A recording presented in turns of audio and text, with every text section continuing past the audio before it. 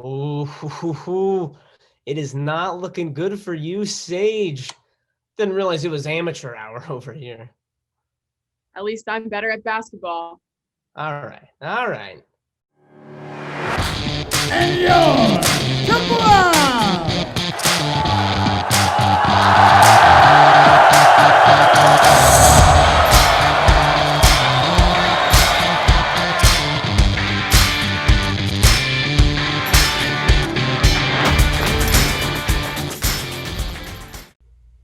Turn off Queen's Gambit, take a break from your binge watching, because at long last, Temple basketball is back. This past month has been filled with uncertainties, but you can be sure to see these two faces every Friday, where we'll have all the latest news on Temple basketball for the rest of the season. Alongside Josh Safran, I'm Sage Hurley, and welcome to this season's first edition of Courts in Session from our brand new stay-at-home studio. We have a lot to cover, from new faces and new challenges, thanks to postponements and cancellations. Let's start by addressing the elephant in the room that has us reporting from our rooms. COVID-19 has caused more than a few postponements so far this season, claiming Temple's games against Cincinnati and USF as its most recent victims. The team was scheduled to play the 3-7 Bearcats on Wednesday, but it was postponed due to positive cases within the Cincinnati program. This is a familiar tale for the Owls. Temple season was set to start late November at the Air Force Reserve Basketball Hall of Fame tip-off tournament, where they were scheduled to play Virginia Tech and Rhode Island. Next, there was a 3-game set in Philly with Nova, LaSalle, and St. Joe's. However, a positive case in the Temple program put everything on a 2-week pause, canceling the season opening sets. Instead, the team added a game against NJIT on December 19th to tip off the season at last. Since then, 4 more games have been moved around. Temple missed out on some conference play against Memphis, ECU, and now Cincinnati and USF due to COVID issues in their respective programs. You know, with the American Conference, a lot of teams are testing positive, and we got to reshuffle the deck. It seems like we're doing it every week now, and we want to be that team that's readily available. So if we have to postpone a game, we can get up and go, or somebody can come to us and be ready to do so. But in order for that to happen, you know, our guys have to stay out of harm's way and just continue doing a great job of taking care of themselves. But if you're patient, there is basketball, starting with Tulane playing without their head coach, NCAA tournament legend Ron Hunter due to COVID protocols, and Temple jumps out to an early 3-point lead, and a lead the Owls would never relinquish. Temple playing away from home in this one, but the starting 5 looking like they were born on a bayou.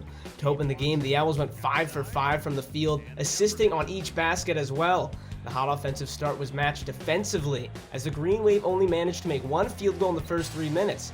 Here we got Jeremiah Williams turning defense into offense and starting a fast break that leads to a slam by Devondre Perry.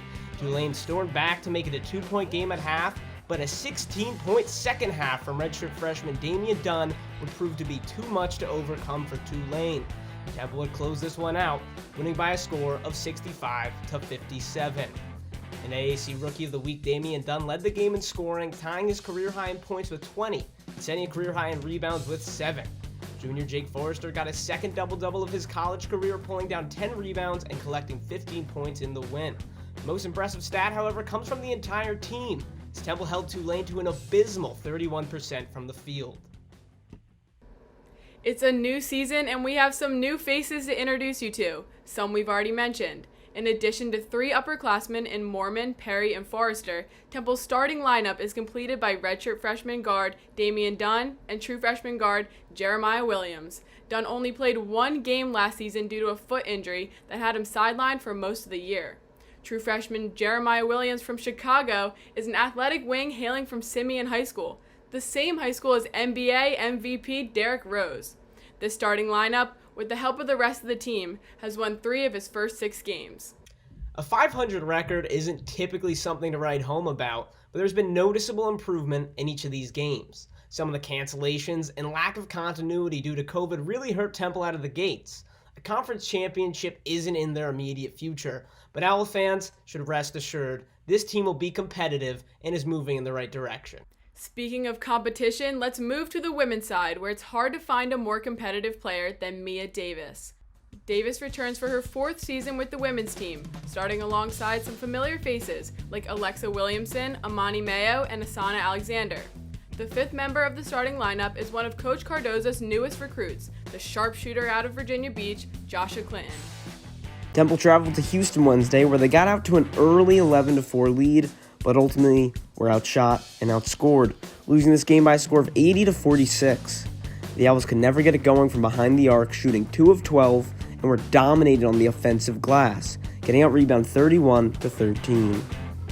A tough showing from Mia Davis. She only scored 5 points in this one, her lowest total since playing Cincinnati her freshman year. And for the Cougars, their trio of Mia Crump, Layla Blair, and Tatiana Hill combined for 50 points, outscoring the entire Temple team by 4. Temple entered this Cincinnati game coming off a 4-game win streak, but were off to a cold start until Clinton and Davis scored a pair of threes to put the Owls ahead. Davis dominated from the paint with Clinton at the arc, scoring 4 triples on the day. Clinton's 23 points and Davis's 20 tallied more than half of Temple's total, but Cincinnati matched those shots and Temple just couldn't lock down Amari Thomas.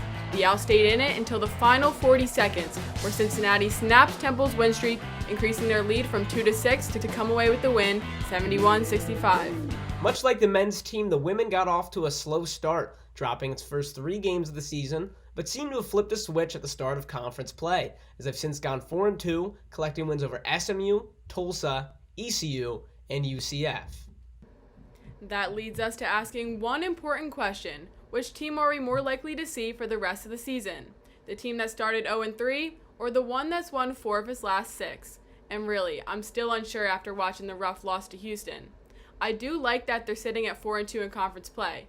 If they can continue to avoid COVID cancellations and gain back some momentum, things could start to turn around for the women, keeping them in the upper half of the conference standings.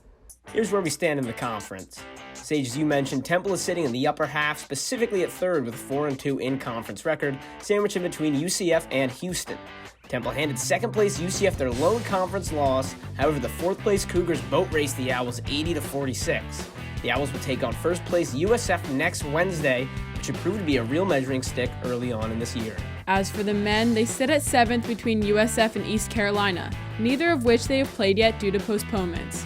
It leaves you wondering, where would Temple be had they played those games? So Josh, you want the good news or the bad news? Good news, good news. Good news is, Temple is still scheduled to play Houston on Saturday, but unfortunately, as of now, there are no games scheduled until the following Sunday when Tulane comes to the Liacouras Center with a vengeance after losing to Temple 2 weeks prior.